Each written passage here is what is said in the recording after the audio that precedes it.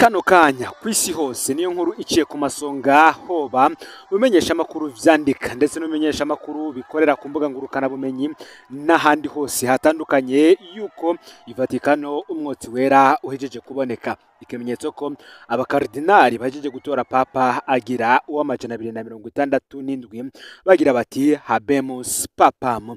Niteka n'umunezero ntangere vyo gusubira kubana namwe banywanyi bacu mubana natwe mu makuru n'ibiganiro vya misose tubandanya gushikiriza kuri no mbonesha kure yacu kandi yanyu Muhuza TV. Ibintu mwatugiye kubagezako amakuru y'ibiriko biravugwa bigezwe ko ngaha mu gihugu c'u Burundi ndetse no hirya no hino kw'isi. Na amakuru tuzakugaruka cyane kubejeje kubera mu gihugu c'u Butaliyano ahakoraniye abakardinali bose bagize inama nkuru y'abakardinali kw'isi. Hoba abakardinali baturuka ku mugabane wa Afrika, Aziya, Buraya, Amerika ndetse n'ahandi hose mw'isi. Abo bakardinali rero bakaba bari bakoraniye Ivatikano mu ngoro ya papa aho bari bariko aho bari mu matora kugira ngo barabe uza kuba papa agira uw'amajana 267 aza gusubirira papa. Uyu akaba ari we aza gusubirira Papa Francis yamuka mu gihugu cya Argentine, ndetse ku mazina ye yiswe n'abavyeyi akaba yari yitwa Jorge Mario Bergoglio. Muri kano kanya rero inkuru iri kiravugwa hirya no hino mw'isi nuko umwotsi wera uhejeje kuboneka. Ni nyuma yaho ku munsi w'ejo ibintu hari amaze kuboneka umwotsi wirabura inshuro zitatu. Ibi bikaba vyariko birasigura ko papa atari yatorwa. Kuri uno munsi rero muri kano kanya nibwo inkuru hejeje gushigwa habona, ubwo benshi mu bariko barabikurikiranira hafi cyane ku bari ku marembo y'inkuru ya papa Ivatikano. Kuri uno munsi naho bamye bategereje ko umwotsi wera uboneka, ariko bikaza kugorana rero mu minota mike iheze nibwo bitangajwe yuko umwotsi wera uhejeje kuboneka, ikimenyetso ko abakardinali bahejeje gutora papa agira uw'amajana 267. Igisigaye nuko uyu mupapa atowe amenyeshwa abakristu uwari we. Gusa kuva ejo hari amaze kuboneka umwotsi wirabura inshuro zitatu, bigaca bisigura ko papa atowe ku nshuro ya 4 y'amatora. Muri kano kanya rero kuri inshuro ya 4 y'amatora nibwo papa agira uw'amajana 267 abonetse.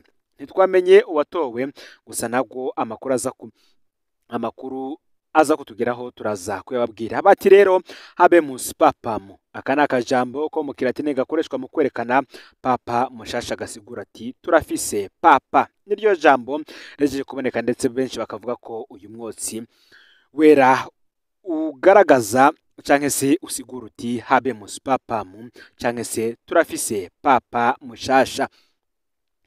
Hari inkuru kandi yari yashizwe ahabona mu gatondo ko kuri uyu munsi, ubwo hagaragazwaga amazina y'abakandida 10 bariko bahatanira iki kibanza cyo kuba papa, cyo kurongora Eklezia Gatolika mw'isi.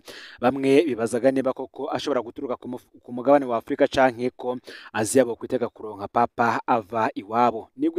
Ni mu gihe Papa Francisco we aherutse kwitaba Imana yamuka ku mugabane wa Amerika y'ubumanuko. Kuva ku munsi w'ejo nibwo abakardinali 133 ba Eklezia Gatolika bakoraniye Vatikano kugira batore umusubirizi wa Papa Francisco canke se Jorge Mario Bergoglio aherutse kwitaba Imana. Ubutowe rero muri kano kanya akaba aza kuba ari papa agira uw'amajana 267. Hano mwomenya ko ubutorwa kuba papa ategerezwa gukwiza amajwi ya 2/3 by'abagize iyi nama y'abakardino. Nukuvuga ko utowe uyu mwaka yategerezwaga n'imiburiburi kuronka amajwi 89 y'abagenzi we. Kugeza papa atowe, abakardinali baguma bugaranywe cyangwa se ivyo bita conclave, ku buryo badasubira kuvugana nabo hanze. Abakardinali bose babugaranywe rero bavuye bahejeje kumutora. Uko baza baraheza gutora niko baca baturira udupapuro batoreyeko. Uko baturira utwo dupapuro niko abari hanze bamenya ko hari itora rihejeje kuba. Haje umwotsi wirabura, abari hanze bamenya ko papa ataraboneka. Iyo haje umwotsi wera rero niho bamenya ko papa mushasha abonetse. Utowe bareza bakamusaba gutanga izina azokwitwa nka papa. muri abo bose rero benshi nibwo bari bariko baribaza nimba ho bahari hamarwe ko Afrika canke Aziya haboneka papa avayo. Kugeza mu mwaka w'igihumbi kimwe amajana icenda mirongo irindwi n'umunani abapapa nka bose cane cane mu kijana ca mirongo ibiri bava mu Butaliyano. Mu mwaka w'igihumbi kimwe amajana icenda mirongo irindwi n'umunani haratowe Kardinali Karoli wa Joitra muri Polonye nka papa Yohani Paulo wa kabiri Jean Paul II. Mu mwaka w'ibihumbi bibiri na gatanu haratowe Kardinali Joseph Ratzinger wo mu gihugu c'Ubudagi nka papa Benedict wa cumi na batandatu. Muri 2013 hatowe Kardinali Jorge Mario Bergoglio wo mu gihugu ca Argentine nka papa Francisco. Bwari ubwa mbere haje papa atava i Buraya inyuma y'ibinjana vyinshi. Mu bakardinali 10 ba mbere bakekwa ko bovamwo papa harimwo abanyafrika n'umunyaziya umwe. Hamwe uhotogwa papa ava muri ivyo bice vy'isi yoba ari amateka akomeye yanditswe. Ni bande rero bari bariko baravuga ko bafise ayo mahirwe? Gushika kuri uyu mwanya turiko turakora iyi nkuru ntangure mbabwire yuko tutari twamenya uwatowe uwo ari wo. Gusa igihari nuko umwotsi wera wo wejeje kugaragara. Reka tugaruke kuri aba papa baturuka ku mugabane wa Afrika ndetse no ku mugabane wa Aziya bari mu bahabwa amahirwe yo kwegukana iki kibanza ca papa canke se cyo kurongora Ecclesia Katolika kw'isi yose. Hazamwo Kardinali Louis Antonio Tagle afise imyaka 67. Uyu akaba ari archevêque w'Imanire muri Philippine. Ni umukardinali avugwa ko yicisha bugufi cyane, akunda kuvugira abakene, afatwa ko afise ivyumviro nk'ivya Papa François. Arakundwa cyane muri Aziya. No mu mwaka w'ibihumbi 2013 yarakekwa ko ashobora kuba papa. Tagle kandi avugwa ko afise impuhwe nyinshi ku buryo bimushikira kenshi kurira iyo ari kumwe n'abagowe. Bamwe bakaba bafata ko ico nyene gituma adashobora gutorwa. Bafata ko papa ategerezwa kuba umutegetsi w'indyamunyu ibibazo bikomeye, mu gihe abandi bagira bati umuntu w'impuhwe niwe abereye intebe ya Petero Mweranda.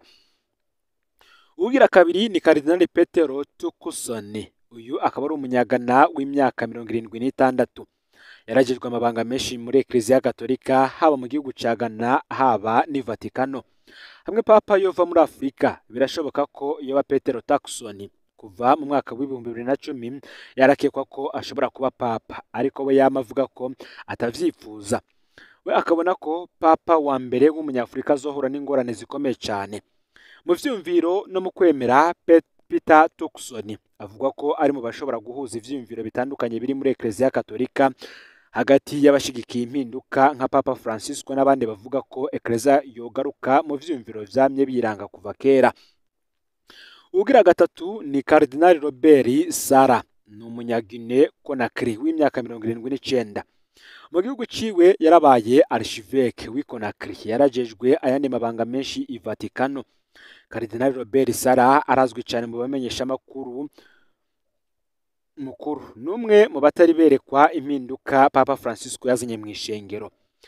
Ashigikiye ko hasubira gusomwa imisa mu Kilatini nk'uko vyari kera, ariyamiriza abanyafrika baja kuba i Buraya, contre l'immigration, akagwanya ibitera biha uburenganzira abahuza ibitsina babisangiye.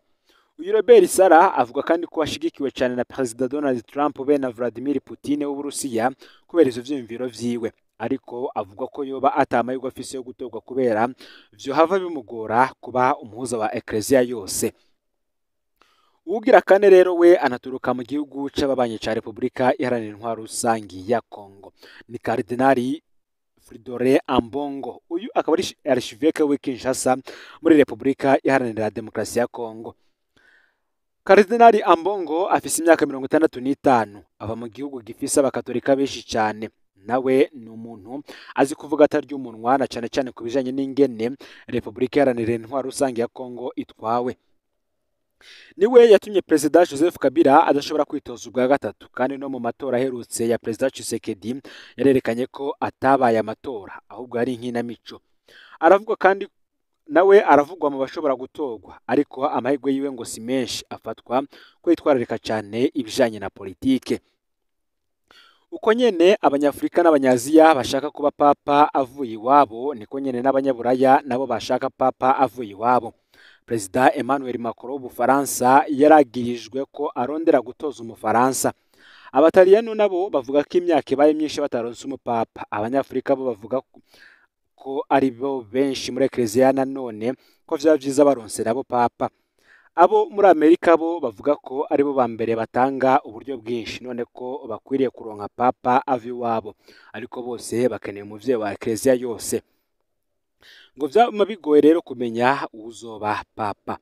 Abakurikirana amakuru ya Vatikano bavuga ko itorwa rya papa ryama ritangaza benshi, ni gake abavuga ko botorwa bahora bavamwo umupapa. Igihambaye nuko utowe akorera Eklezia yose, igihugu avamwo sico gihambaye. Papa ni umutegetsi ahambaye cyane mu isi, uretse ko ari umwungere w'abakatolika, umuyaridi n'imiliyoni 400 mu isi yose. Ni umukuru w'igihugu citwa Vatikano, atwara agahugu ka mbere gato amahegitari 48 gusa. Ariko akagahugu gatwara ni agahugu gafise ijambo rikomeye cyane mu isi yose. Nko mu myaka iheze itorwa rya Papa Jean Paul wa kabiri cyangwa se Paulo wa kabiri ryarajugumije ibihugu vyagendera ku matwara ya gikomunista. Uyu Papa Paulo wa kabiri yaragize uruhara rukomeye mu isenyuka ry'izo ntwaro, na cyane cyane ico bita Bloc de l'Est. Ijambo rya Papa canke ukunuma kwiwe ku bibazo bihanze isi biragira ingaruka zikomeye. Nukuvuga ko iyi minsi ya conclave amaso yose yari yerekeye kuri Vatikano gushika Papa mushasha abonetse. Gusa kandi igihari nuko mu mwanya muto yuheze umwotsi wera uhejeje kuboneka. Bati habemus papam, bisigura ngo turafise papa. Vatikano rero mu minota mike iheze, nukuvuga ku isa 12 zo mugoroba, umwotsi wera urabonetse, ikimenyetso ko abakaridinali bose uko ari 133 bajeje gutora papa agira 267. Hakaba hasigaye ko amenyeshwa abakristu uwo ari we. Kuva ejo rero ku munsi w'ejo hari amaze kuboneka umwotsi wirabura inshuro zitatu, bigaca bisigura ko papa atowe ku nshuro ya 4 y'amatora. Watowe ntitwa twamenya uwo ari we, gusa izina ryiwe niriheza rigashirwa ahabona turaza kumubamenyesha. Nako kandi tuvuye kuri ibi vya papa n'ubundi tugarukira ku biriko biravugwa mu kibano, aho ari impanuro ziriko zirahabwa abavyeyi batandukanye, bati muhagarike kugwanira ku bana banyu. Pacifique Nahazwe yagize ati bagenzi, numva nipfuza kuvuga ku kintu gitandukanye n'ivyo nsanzwe ndabasangiza ku rubuga rwanje. Hari abagabo n'abagore batari bake bamaze igihe baza barampanuza iyo bari mu manza zo kwahukana. Ivyo birasanzwe, birashika mu buzima, ariko hari ikidasanzwe nkunze kubona, ingene abavyeyi bagwanira ku bana babo. Kenshi ivyo ntibabikoreshwa n'urukundo rudasanzwe bafitiye abana, ahubwo ni kenshi nabonye umwe mu bavyeyi arondera kubabaza mugenzi we mu kumwima abana. Mbere kenshi nasanze umuvyeyi akunda cyane abana niwe abuzwa kubabona. Pacifique uti naraganiriye n'abagabo bakora ibishoboka byose kugira umugore bahorana ntasubire kubona abana biwe. Kenshi aba ari umugabo afise uburyo kurusha umugore wiwe, hari aho aba ari umugabo w'umutegetsi canke uwuzinanye n'abakuru. Umugore nta kinini abashoboye, nta mahera abafise yo kugura inzego z'umutekano canke abacamanza, nta bakuru baba bazinanye ngo bamufashe. Hari abagabo nabonye bashima kuzana uwundi mugore canke umukobwa akaba ari we abarabira abana mu gihe nyina w'ukuri aba ari mu gahinda ko kubura abana biwe. Abandanya agira ati naraganiriye n'abakenyezi bakoze ibishoboka byose kugira bisangiza abana, kugira umugabo bahorana ntasubire kubona abana biwe. Hari abagore bafashe ingendo zo mu mahanga barahunga, bagenda bajanye abana base batabizi. Bamwe muri bano bakenyezi usanga bafitaniye ubucuti bukomereye n'abahambaye ku buryo umugabo ataco abagishoboye. Umugabo aravye nabi arafatwa agapfungwa, nta gipolisi nta bucamanza bumwumviriza. Pacifique Nahazwe kandi nk'uko abandanya bivuga ngo yaraganiriye n'abagabo be n'abakenyezi babayeho mu gahinda katagira izina kubera batagifise uburenganzira bwo kubona abana babo. Abantu ugasanga biharijwe n'uwo bahoze bubakanye. Aba bose yarabumvise ingene bageraho bagira bati naravyakiriye gutyo, ubu nsenga ngo Imana indabira abana nibakura bazomenya ukuri. Hari abo nabonye bateba bakamera nk'abagwaye mu mutwe kubera agenda ko kutabona abana babo. Benshi bati rero umwana ntashobora kuba umuvyeyi umwe. Nkuko abivuga ngo umuvyeyi ukora bino bintu ubukozi ikosa rikomeye cyane. Ubu uriko urakorera ikibi abana bawe. Nimba uri se w'abana ntushobora kuba nyina wabo. nta wundi ushobora kuronka asubirira nyina wabo. Kurya abana bagukeneye niko nyene bakeneye nyina wabo. Kenshi rero abana baraniyumvamwo amagorwa ya nyina wabo naho atayo baba bazi. Nimba kandi uri nyina w'abana ntushobora kuba se wabo, ntushobora kuronka umusubirizi wa se wabo, naho vyoshika ukaronka umugabo atunze canke afise ivyubahiro n'ubutegetsi kurusha uwabavyaye. Kurya bagukeneye niko nyene bakeneye se wabo w'ukuri. Uti muvyeyi ntuza agahinda abana bawe bariko barakurana kubera badashobora kubona uwundi muvyeyi wabo. Ivyo wobaha vyose naho vyoba vyiza gute ntibishobora gusubirira umuvyeyi wabo batabona. Muvyeyi ntuzi ishavu umwana wawe azogira niyakura akamenya ko ari wewe wabujije uwundi muvyeyi ko amubona. Ivyo uriko urakora vyose bizokuviramo urwanko mu nyuma, kuko ukuri umwana azokumenya niyakura. Ikindi utazi kandi ni ikibi uriko urakorera umwana wawe gishobora kumuvyarira ingwara zo mu mutwe, n'ingaruka bishobora kumugirako mu rugo rwiwe nawe. Nimba ukunda umwana wawe ahagarika ivyo bintu, umwana agumana uburenganzira bwo kubona abavyeyi bose, bwo kubagendera bose. Pacifique uti ntimugashire abana banyu mu ngorane zanyu z'urugo. Ngo hari irindi kosa abavyeyi bakorera abana babo, niryo kwibaza ko ufasha abana bawe ukaguma ubabwira amakosa y'uwundi muvyeyi uba uriko urabamukurako. Nyinshi mu ngorane uwo n'uwo mwubakanye ziba zirengeye abana banyu. Hari vyinshi biba ari ivyanyu babiri. Igihe mwafatana abana banyu ntibari babirimwo. Nimureke kubaremereza ibibananiye mu kubana kwanyu. Ku bana banyu muri abavyeyi ntimukibagire ico kintu. Nukwamiza kumuzirikanye ko hariho ivyo bazotahura bakuze, bazoheza bagira urubanza rwabo. Ariko naho nyene ntibazoreka gufata ko mwese muri abavyeyi babo, kiretse mu bihe haba hariho umuvyeyi yamenje koko mw'ibanga ry'ubuvyeyi. Bavyeyi rero ntimukiyumvire gukora ihiganwa ku bana banyu, ntaco bimaze. Mwebwe nyene muba muriko mwiyononera abana banyu. Naho mwovana n'uwo mwubakanye urama wibuka ko ivyo mwapfuye vyerekeye mwebwe, ariko ko abana ari abanyu mwese. Urama wibuka kubwira umwana ivyiza vy'uriya muvyeyi wiwe, kuko we bapfana ubuvyeyi, ntabwo bapfana ibijanye n'ukubakana kwanyu. Uti murakoze cyane rero, iyi akaba ari inama idasanzwe Pacifique Ninahazwe ariko agira abavyeyi batandukanye.